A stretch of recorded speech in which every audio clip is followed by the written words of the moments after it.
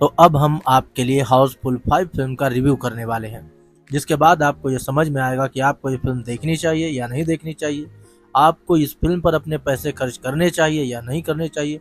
सबसे पहले मैं बात कर लेता हूँ कि इस फिल्म के 2 क्लाइमेक्स रखे गए हैं। एक का नाम है हाउसफुल 5A, दूसरे का नाम है हाउसफुल 5B। मुझे यही समझ में नहीं आया कि इस फिल्म के 2 क्लाइमेक्स रखने की जरूरत क्या पड़ गई। ऐसी क्या जरूरत थी कि इसके 2 क्लाइमेक्स हैं?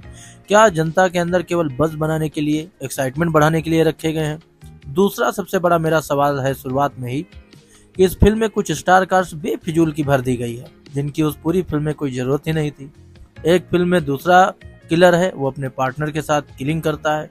दूसरे पार्ट में जो क्लाइमेक्स है उसमें एक दूसरा किलर दिखा दिया है और पहले किलर को गायब करके वो अपने पार्टनर के साथ, तो जो पार्टनर है वो दोनों में सेम है, यानी कि किलर 2 है।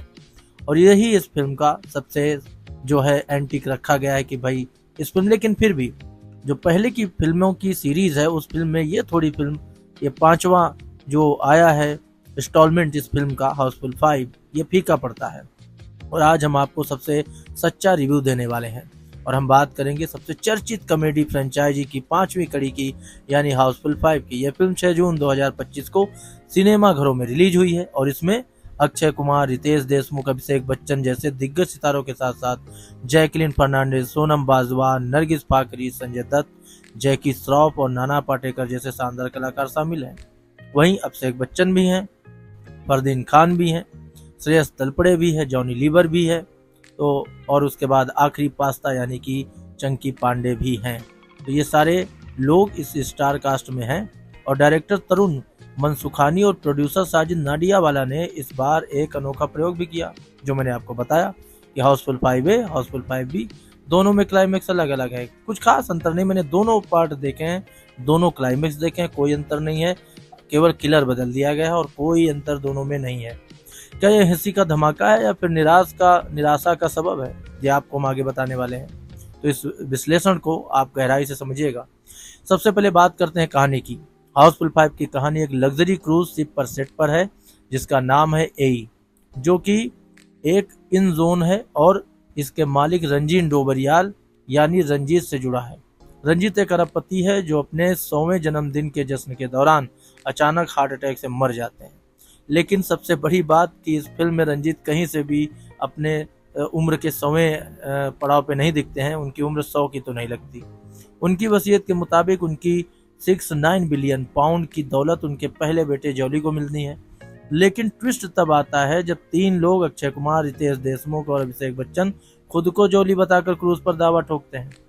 इनके साथ हैं इनकी पत्नियां यानी गर्लफ्रेंड, जिन्हें जैकलीन फर्नांडिस, नरगिस फाकरी और सोनम बाजवा ने निभाया है। दूसरी तरफ रंजीत की दूसरी पत्नी का बेटा यानी फरदीन खान और बोर्ड मेंबर्स चित्रांगदा सिंह, श्रेयस तलपड़े और डिनो मौर्या हैं।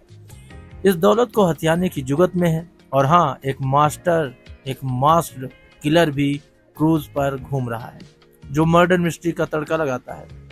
अब सवाल यह है कि असली जॉली कौन है और मर्डरर कौन है। कहानी में कंफ्यूजन, कॉमेडी और सस्पेंस का मिक्सचर है, जो हाउसफुल फ्रेंचाइजी की खासियत रही है। लेकिन इस बार स्क्रिप्ट में ताजगी की कमी साफ दिखती है। पहले हाफ में हंसी के कुछ अच्छे पल हैं, जैसे नाना पाटेकर का फुगड़ी डांस और अक्षय रितेश की नोकझोंक, लेकिन सेकंड हाफ में कहानी भटकती नजर आती है।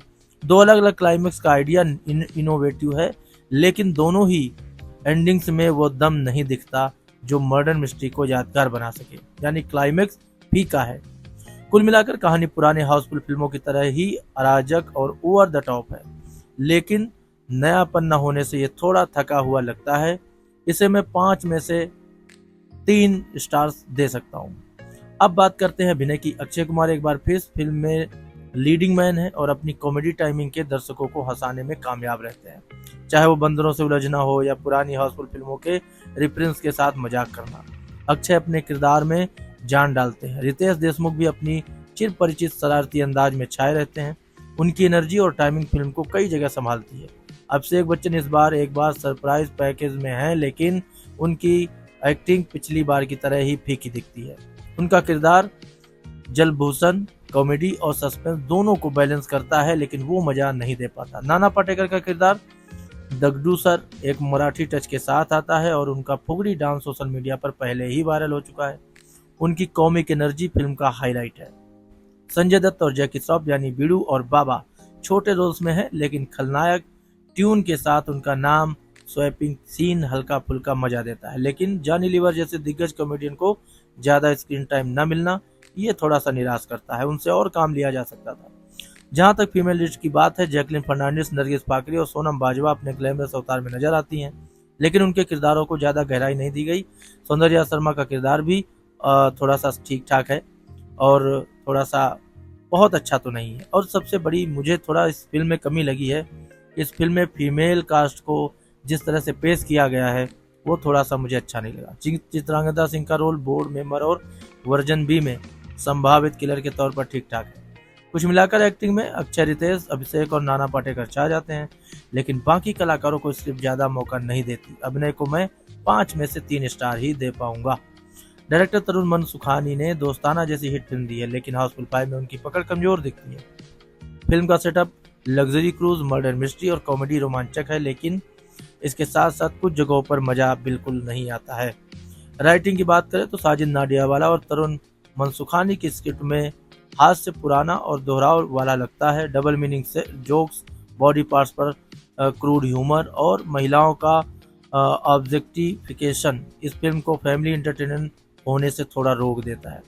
पुरानी हाउसफुल फिल्मों के रेफरेंस जैसे अक्षय का बंदरों से लड़ना ये थोड़ा सा हंसी मजाक कर देता है। हाउसफुल फ्रेंचाइजी की जान है इसका स्लैपस्टिक और ओवर द टॉप हास्य।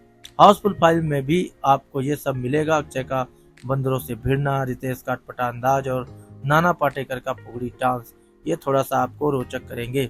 वही मर्डर मिस्ट्री का एंगल शुरू में रोमांचक लगता है, लेकिन कॉमेडी और सस्पेंस का तालमेल सही नहीं बैठता।